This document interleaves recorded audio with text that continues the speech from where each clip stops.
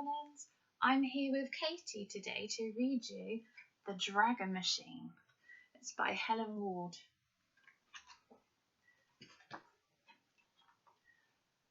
George noticed his first dragon on a wet Thursday. The more he looked, the more dragons he saw. Unseen, ignored and overlooked, the dragons went unnoticed, just like George. Dragons perched on the telephone wires, they sat amongst the dustbins. They chased butterflies through the tulips, they played havoc with the cat, they sank the water lilies in the pond. George fed them delicious stale biscuits and smelly cheese. And then the trouble began.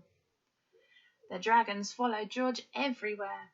George spent more and more of his time cleaning up muddy footprints, tidying untidiness and saying sorry for breaking things he hadn't broken.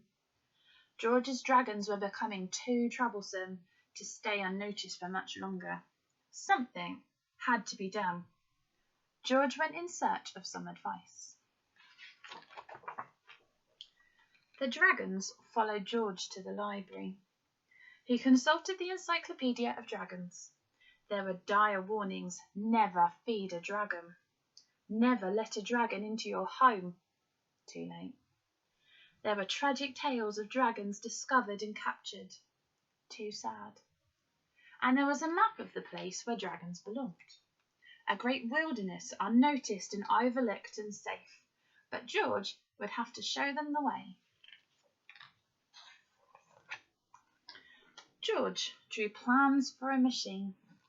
The machine had a beginning, a middle, and a tail end. An undercarriage and beautiful wings. George hammered in the last nail. He packed delicious stale biscuits and smelly cheese and himself into the dragon machine. The machine lumbered, engine ticking gently into the night sky, and the dragons followed. The machine clicked and whirred over the sleeping town. It rattled and clunked over the moonlit fields and woods. The dragons followed. It clattered and banged and crashed into the great wilderness. The dragons followed. George was so tired he went to sleep in the wreckage of his dragon machine. By morning, all the dragons were gone. There was an emptiness all around and inside George. And an emptiness at home where George should have been. They searched the town, they searched the fields. They ventured into the great wilderness looking for George and found him among the broken pieces of his dragon machine. George and his dreams of dragons went home. Everyone was pleased to see George, and George was pleased to be back. He no longer went unseen, ignored, and overlooked. They made him a huge cake to celebrate his return and gave him a dog as a present. Nobody else noticed that it wasn't a dog. Well, thank you for listening. I hope that you enjoyed that book.